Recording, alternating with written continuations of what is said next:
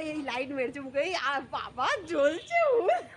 Hello everyone, আজ ভিডিওটা এখান থেকে স্টার্ট করলাম। আমাকে প্রচুর লোকে মানে মেসেজ করেছে, ফোন করেছে, রাস্তাঘাটে তো দেখা হলে তো জিজ্ঞাসাই করেছে যে কী কারণে এতদিন আমি ভিডিও বানাইনি। প্রায় আজ 20 দিন হয়ে গেল আমি ভিডিও দিচ্ছি না, ভিডিও এডিটিংও করা হচ্ছে না। আর এই ভিডিওটা হচ্ছে আমি বাড়ি গিয়েছিলাম সেই তখনকার ভিডিও। আর একটা ছোট বাচ্চা মেয়েকে নিয়ে তো মানে সবসময় পসিবল হয় না ভিডিও এডিটিং করে দেওয়ার। আর সবথেকে বড় কথা কী বলো তো, মানে জীবনে শান্তি না থাকলে এইসব ভিডিও এডিটিং ফেডিটিং শান্তি মনে করা যায় না। জীবনে আমরা ভাবি এক আর হয় আর এক। আমরা জীবনে কিছু কিছু মানুষকে এতটাই প্রাধান্য দিয়ে ফেলি যে তাদের জন্য আমাদের জীবনে কত কিছু না হয়ে যায়, কত কিছু না স্টপ হয়ে যায়।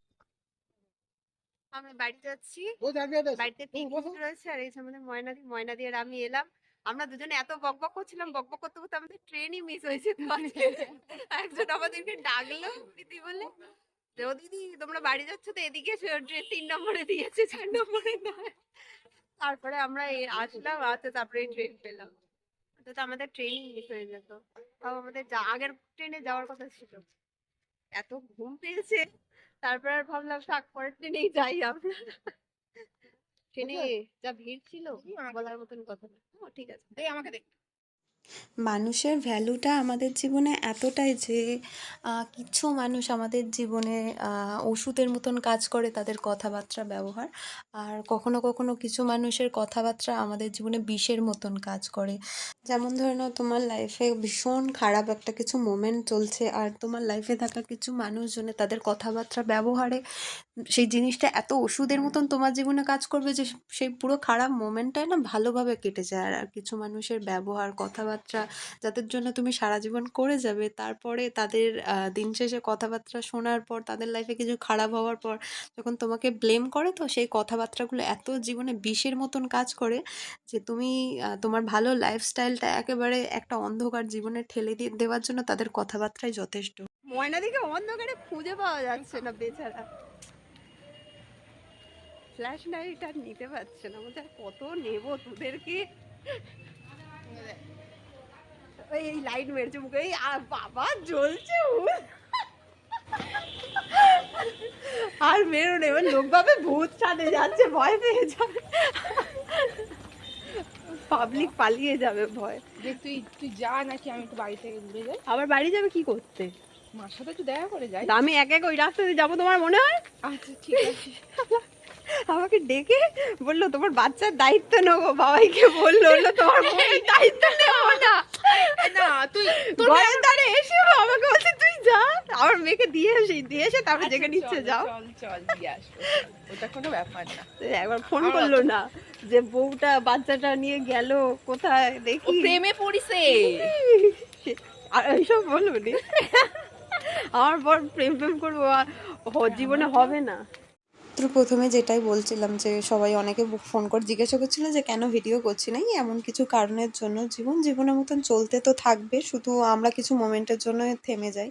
তো আজ হঠাৎ মনে হলো যে ভিডিওটা এডিটিং করি, শুধু শুধু কিছু মানুষের জন্য নিজের লাইফের সব জিনিস নষ্ট করে লাভ নেই। আর এটা হচ্ছে ময়নাদিদের বাড়ি, ময়নাদির মা ছিল, ওটা ভিডিও করবো বলে যে সময় ঘরে পালিয়েছে। এটা সরস্বতী ঠাকুর তো না, মা লক্ষ্মী। এটা আমার ময়নাদির বাপের বাড়ি। এইটা আমার ময়নাদির বাপের বাড়ি। উপরে আসবি, কালকে আসবি, কালকে সকালে রাহুলের ঘর দেখবি, সুন্দর দেখতে। দাদা দিয়ে গেলে আর আমি দিয়ে যাই। হ্যাঁ চলো।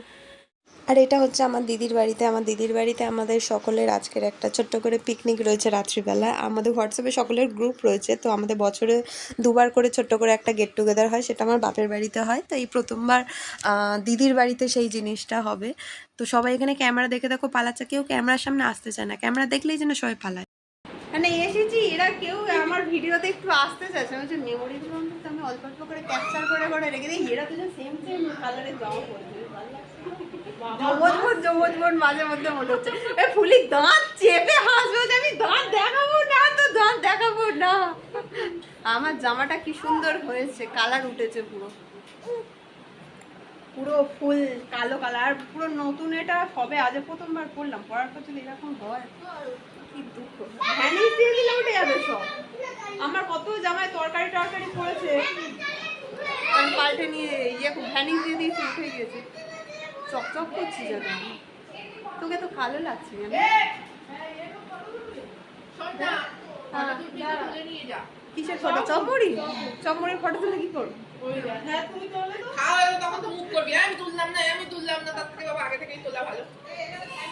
একটু হাসি, একটু হাসি। ভিডিও আছে, ফটো নয়। জানি না আমি।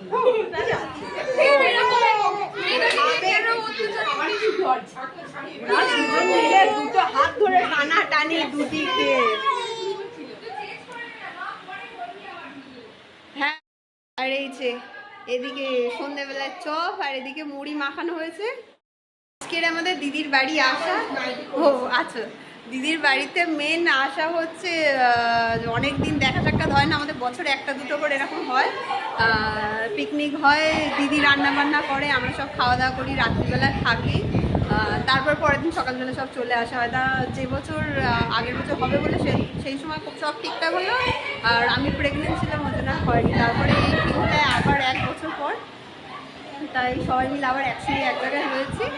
আর সন্ধ্যেবেলায় এখন চপ মুড়ি হবে আর রাত্রিবেলা কিনে খাওয়া হবে। বাবা ওদিকে ওরা সব এত হাহাহি করছে আমাকে ছাড়া। আর যে রান্না করে সে শুধু রান্নাই করে, আর বাকি তো তার মানে আর কোনো কিছু নাচানাচি আনন্দ কোথাও হয় না। ওই জন্য ঠিক করছি এবারে আমরা যে যা খাবো বাইরে থেকে কিনে খাবো। আর এই যে আমাদের এই দুটো ছোটো ছোটো আর এই যে পুচকে দুটোকে দেখছো, এই বাদিকেরটা হচ্ছে যেটা একটু হেলদি করে, সেটা হচ্ছে আমার দিদির ছেলে, আর পাশেরটা হচ্ছে সুলগ্নাদি রয়েছে, সুলগ্নাদির দিদির ছেলে। তো ও রাত্রিবেলায় থাকবে এখানে। তো আমরা তো প্রথমে ভাবছিলাম যে ও থাকবে কি থাকবে না, তো তারপরে সুলগ্নাদি বললো যে না না, সুলগ্নাদিদের কাছে মোটামুটি ছোটোবেলা থেকেই থাকে, সুলগ্নাদির দিদি যেহেতু চাকরি বাকরি করে, তাই জন্য ও থাকার অভ্যস্ত রয়েছে, কোনো ব্যাপার না। আর এখানে আমাকে ওদেরকে জিজ্ঞাসা করছি কি ছোটো কে বড়, ওরা অন্য প্রশ্ন এক উত্তর দিচ্ছে। তাহলে দিদি কি ডিনার করে এইটাই হবে তোর? তোকে নিই নি,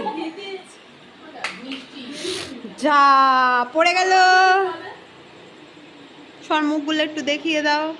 আহা গো, শুভ দৃষ্টি হচ্ছে। এই শশ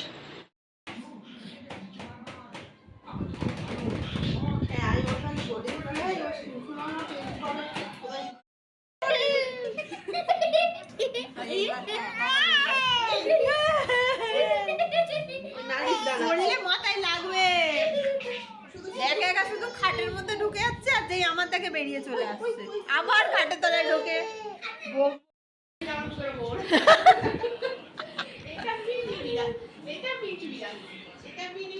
এতক্ষণ হ্যাঁ হ্যাঁ হ্যাঁ হ্যাঁ করছিল, কিন্তু যে এইসব করা হচ্ছে তখন চুপ।